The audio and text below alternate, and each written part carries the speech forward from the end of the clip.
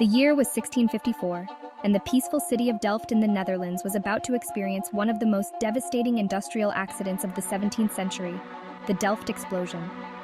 The incident not only shocked the city, but also changed the way we think about safety in industries handling dangerous materials. Hey there, welcome back to the channel. Today, we're diving deep into the Delft Explosion, a tragedy that not only left a historical mark, but also offers crucial lessons for health and safety practices in modern industries. We'll be covering what exactly happened in Delft in 1654, the root causes of the disaster, what could have been done to prevent it, how this tragedy helped shape the health and safety standards we rely on today. Let's get started. Stay tuned as we explore this pivotal event in history.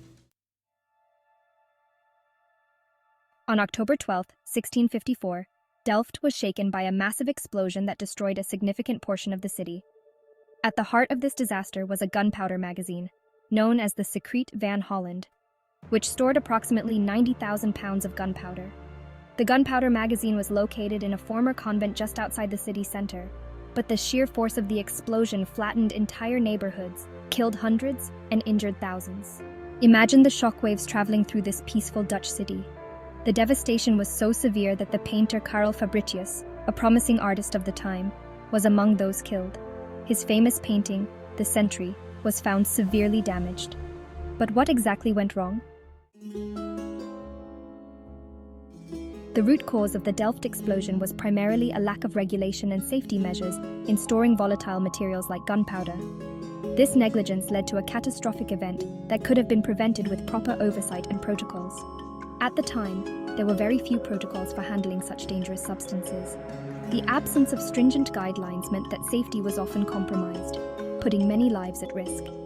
Gunpowder was essential for military and industrial purposes during that era, but it was poorly regulated. The lack of proper storage and handling procedures made it a ticking time bomb. The gunpowder magazine in Delft was placed too close to populated areas, and there was minimal oversight in terms of maintenance or safety. This proximity to urban areas significantly increased the potential for disaster. Here are the key issues that contributed to the disaster. Proximity to urban areas.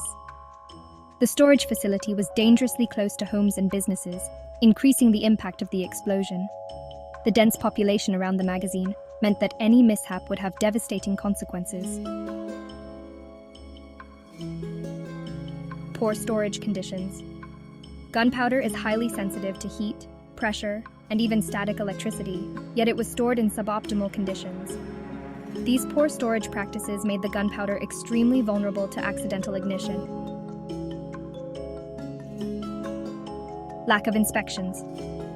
There were no formal inspections or safety checks to ensure the gunpowder was safely stored and handled.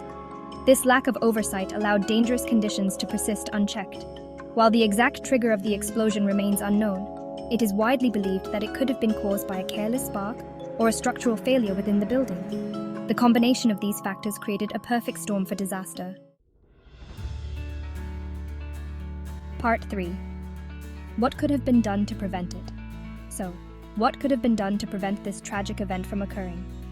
To prevent disasters like the Delft explosion, several measures could have been implemented, which would have significantly altered the course of history. Let's look at 3 key areas where changes could have made a substantial difference. Proper storage facilities. Storing gunpowder in a more secure location, away from heavily populated areas, could have significantly reduced the impact of an explosion. Strict safety inspections. Regular inspections to check for deteriorating conditions in the storage facility would have been crucial in maintaining safety standards. Ensuring the powder was stored in climate-controlled environments would have minimized the risk of accidental ignition, which was a common issue. Training and protocols for handling gunpowder. Workers should have been trained in comprehensive safety protocols, such as wearing appropriate clothing to avoid static discharge and maintaining strict protocols when handling the explosive material, ensuring a safer environment for everyone involved. Part 4. How the Delft explosion shaped health and safety practices. While the Delft explosion was a tragedy, it served as an early wake-up call that dangerous materials need to be handled with care. The devastation it caused was a stark reminder of the potential dangers lurking in industrial settings. It influenced the development of better safety practices in industries that deal with explosives and hazardous substances. This event marked the beginning of a long journey towards safer working environments. In the years following the Delft explosion, the importance of safety in the workplace slowly began to take shape. Early efforts were rudimentary, but they laid the groundwork for future advancements. Fast forward to today, and many of the health and safety practices that we now consider standard were built on lessons learned from tragedies like this one. These practices have evolved significantly over the centuries. For instance, industries handling explosive materials now adhere to strict regulations, including zoning laws that mandate dangerous materials be stored far from residential areas. This helps to minimize the risk to the general public.